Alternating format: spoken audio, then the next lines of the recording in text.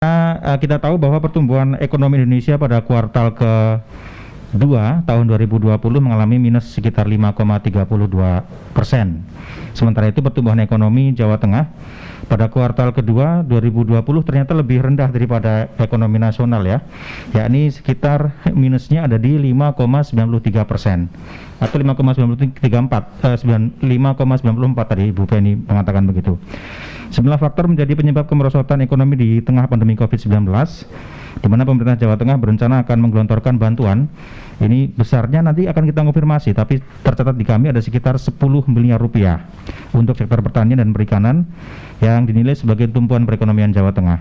Lantas apa saja yang akan dilakukan pemerintah Provinsi Jawa Tengah untuk menggenjot pertumbuhan ekonomi pada triwulan terakhir tahun 2020? Kami sudah bersama dengan dua narasumber. Ini bisa dikatakan Sri Kandinya Jawa Tengah ya.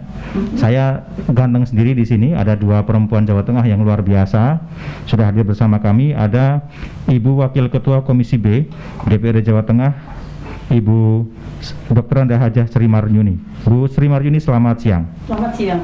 Sehat ya Bu Sri Maryuni ya? Alhamdulillah. Alhamdulillah sehat. Baik. Selain Bu Sri Maryuni juga sudah hadir satu lagi Kepala Biro Perekonomian Sekda Provinsi Jawa Tengah. Mohon maaf, Ibu Ibu Penny, Dr. Anda Penny selaku, saya konfirmasi sebagai Asisten Ekonomi Sekda Provinsi Jawa Tengah. Selamat siang Ibu. Selamat siang. Assalamualaikum warahmatullahi wabarakatuh. Waalaikumsalam warahmatullahi wabarakatuh. Bagaimana kabar Bu? Sehat ya Bu ya? Alhamdulillah sehat. Baik. Ini pendengar kami juga akan undang pendengar yang ingin bergabung bersama kami.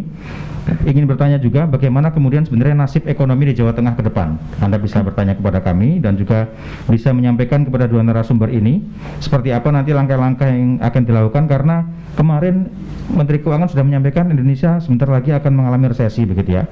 Kabarnya begitu, dan jika Anda ingin mengetahui bagaimana strateginya dan seperti apa kemudian langkah-langkahnya, Anda bisa bertanya kepada kami via telepon di 0247648900 atau di pesan singkat 0811806543. Saya mungkin pertanyaan pertama ke Ibu Penny terlebih dahulu kira-kira. Bu Penny, ini sebenarnya dengan melihat gambaran tadi ya, kalau kita bicara pertumbuhan ekonomi pada kuartal kedua ini ternyata Jawa Tengah lebih rendah daripada nasional 5,94%. Ya. Kalau nasional tadi 5,32%. Ya. Ini sebenarnya dengan melihat itu saya pengen tahu dulu gambaran aktivitas perekonomian masyarakat Jawa Tengah itu seperti apa Bu? Baik, terima kasih para pendengar dan juga pemirsa sekalian. Tadi sudah disampaikan bahwa rata-rata nasional pertumbuhan ekonomi kita itu memang minus di Indonesia itu minus 5,34. Jadi saya kira tidak hanya Indonesia saja, negara-negara maju semuanya pertumbuhan ekonominya minus. Jadi kalau Jawa Tengah ini saat ini memang kalau dilihat secara nasional masih lebih rendah karena kita minusnya 5,94. Tetapi kalau dilihat rata-rata Jawa, di Pulau Jawa itu rata-rata pertumbuhan ekonominya itu minusnya 6,69. Jadi kita masih lebih tinggi untuk rata-rata Pulau Jawa. Pulau Jawa dan dari Jawa, mulai dari Banten sampai ke kita Jawa Timur, kemudian bahkan sampai ke Nusa Tenggara. Itu kita masih di atas mereka. Itu artinya? Kita ya pertumbuhannya kita berarti masih tumbuh. Coba Mas kalau lihat seluruh Indonesia, kami membandingkan seluruh Indonesia terlebih dahulu ya. Yang terpuruk, sangat terpuruk di Indonesia itu adalah Bali karena dia minus 10, sekian. Itu kemudian DKI 8, sekian. Jawa Barat masih lebih tinggi dari Jawa Tengah. Kita hampir seimbang dengan Jawa Timur. Kenapa Bali menjadi sangat terpuruk? Bali itu PAD-nya hanya dari pariwisata. Kita tahu COVID ini kan menyerang sektor pariwisata terbesar. Jadi semua objek wisata, semua industri wisata turunannya tidak hanya objeknya saja, tetapi juga hotel, restoran, turunannya dari kegiatan wisata, transportasi berhenti semua, sehingga di sana minus terbesar di Indonesia itu adalah di Bali. Tapi yang positif juga masih ada di daerah Papua, masih positif gitu, karena mungkin memang tidak terlalu tergantung dengan sektor-sektor yang terdampak dengan adanya COVID-19 ini. Jadi kita masih bersyukur di antara mereka, alhamdulillah Jawa Tengah dibanding Pulau Jawa kita masih bisa. Kalau angka segitu itu angka 5,92 dan itu masih artinya masih di bawah ya di antara Bali, DKI tadi dikatakan bahkan di Jawa bisa dikatakan cukup baik. Itu faktor-faktor yang mempengaruhi apa, Bu? Jadi alhamdulillah sebetulnya kita masih ada dari yang positif dari PDRB-nya maupun dari sektor yang lain. Yang pertama itu pertanian. Pertanian ini kita masih positif, jadi kita alhamdulillah, apalagi masyarakat Jawa Tengah itu sebanyakan kan 40% itu kan petani, dan pertumbuhan untuk sektor pertanian kita masih diuntungkan. Banyak komoditas pertanian bahkan untuk ekspornya juga malah meningkat. Sektor lain yang kita meningkat itu adalah informasi dan komunikasi, bisa sampai 18,79%. Kemudian yang positif lagi adalah jasa kesehatan dan kegiatan sosial 7,12%. Masih tumbuh. Kemudian untuk sektor yang tumbuh lagi itu jasa keuangan dan asuransi juga masih tumbuh 1,5.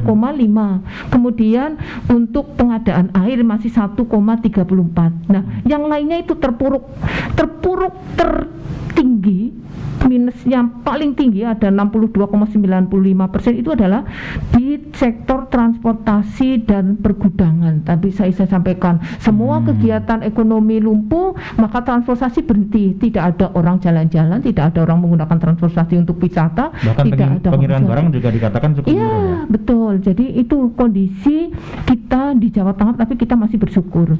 Kalau tadi disampaikan bahwa kemungkinan kita Indonesia resesi, memang seperti itu. Bu Menteri sudah menyampaikan kalau kita tahun depan masih negatif, saya kira masih negatif. Termasuk kami sudah mengundang beberapa pakar dari Undip, dari Unisula, dari Unika, memperkirakan bahwa triwulan ke depan kita masih negatif, sampai triwulan 3 kita masih negatif. Ya, mudah-mudahan sih tidak sampai 3 atau 4 lah kita negatifnya, kira-kira seperti itu. Kalau inginnya sih kita targetnya 2,6, tapi perkiraan para pakar sekitar 3,4 negatif. Nah, kemungkinan untuk kita bisa 0, paling nggak 0 itu kita sedang mengejar di bulan Desember. Di bulan Desember di akhir tahun paling tidak kalaupun negatif ya kita targetnya adalah 0,5 negatif sampai 1,6. Nanti akan kita bahas ini bagaimana strategi ke depannya. Cuma saya mau tanya sebelum ke Bu Maryuni adalah bagaimana kemudian dengan daya beli masyarakat, karena ini penting ya. Kalau berkaitan dengan kegiatan ekonomi pasti berkaitan dengan karena tidak lepas di Indonesia pasti permasalahannya adalah konsumsi ya. Masalah konsumsi ini bagaimana, Bu? Ya, betul. Di sekarang belanja pemerintah aja turun, jadi otomatis kegiatan-kegiatan di masyarakat turun. Tadi industri-industri turun, maka otomatis pendapatan masyarakat turun. Jadi sebegitu ini ya, Bu, sebegitu turun. Kuatnya pengaruh masyarakat terhadap pemerintah dan juga industri. Ya, betul. Industri kan banyak yang juga kita akui lah. Pariwisata juga. Mereka otomatis kegiatan pergerakan mereka sangat dibatasi, sehingga pasti pendapatan masyarakat turun dan daya beli turun. Kita tahu produksi kita pertanian meningkat, tapi daya beli turun. Akhirnya kita kan banyak produksi yang melimpah, hasilnya ya terpaksa kemarin ASN harus turun atas instruksi dari Bapak Gubernur, maka ASN harus turun. Bagaimana kita membantu para petani agar mereka tidak sampai paling tidak mereka tidak sampai rugi dengan modal yang sudah dikeluarkan, sehingga kita ada gerakan untuk membeli komoditas pertanian gitu. Oke, baik. Saya mau ke Bu Sri Maryuni ya, melihat tadi yang disampaikan oleh Bu Penny bahwa ternyata kita sebenarnya masih ada harapan nih. Tadi akan dikejar di 0 di Desember, tapi nanti akan kita bahas. Saya mau bertanya ke Bu Penny, ke Bu Sri Maryuni berkaitan dengan pengamatan Bu Sri Maryuni sendiri di masyarakat, bagaimana, adakah efek domino yang dirasakan masyarakat, atau kemudian kalau kita bicara berkaitan dengan bantuan yang diberikan, apakah ada efeknya sampai sekarang? Bagaimana, Bu? Iya. Mohon maaf, itu bisa.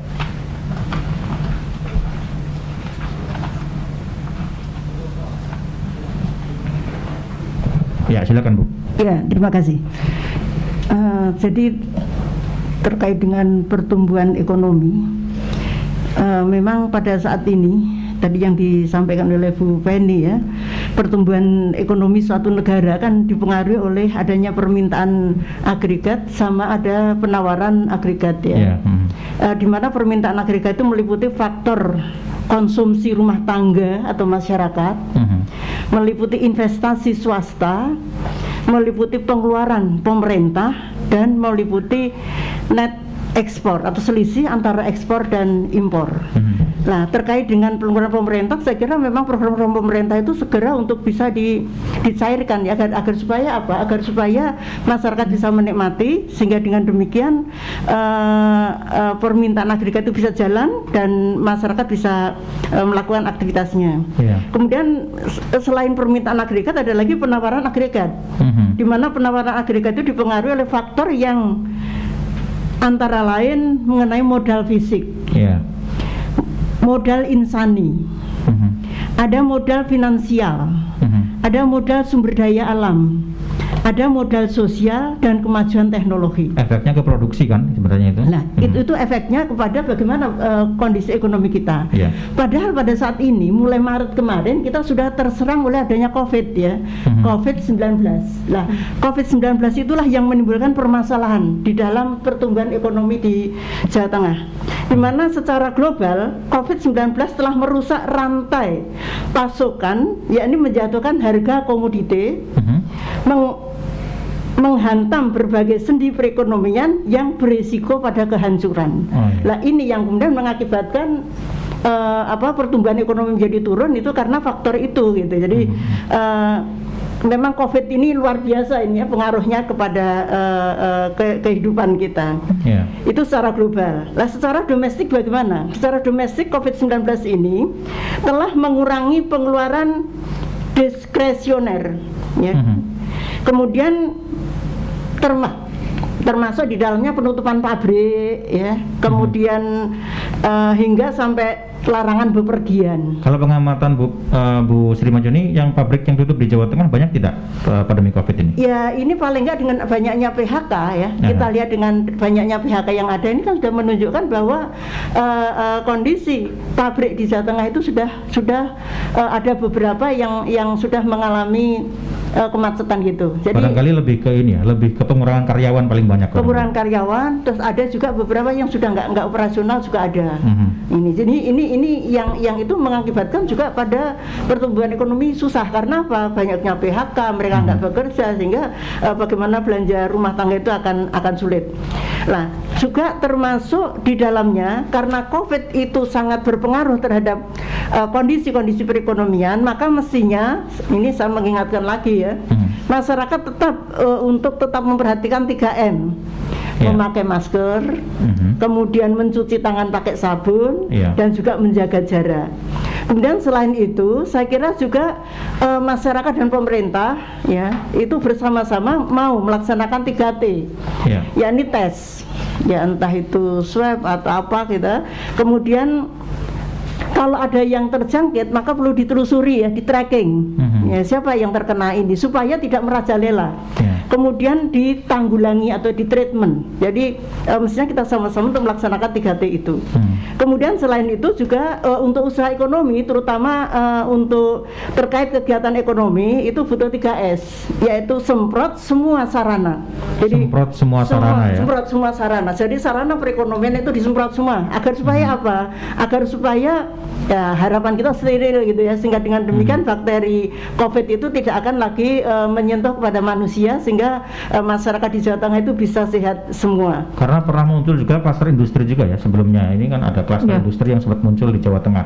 Iya, klaster industri pernah muncul, perkantoran muncul ya. Jadi rumah makan juga sudah mulai. Rumah makan ya. Rumah makan, hajatan ya ternyata juga sulit untuk dikendalikan. Nah, ini yang kemudian COVID itu selama kesehatan atau COVID itu tidak dijaga dengan baik, ya mungkin ekonomi kita akan semakin terus menerus. Maka beberapa hal ini tadi mesti perlu dilaksanakan agar masyarakat sehat.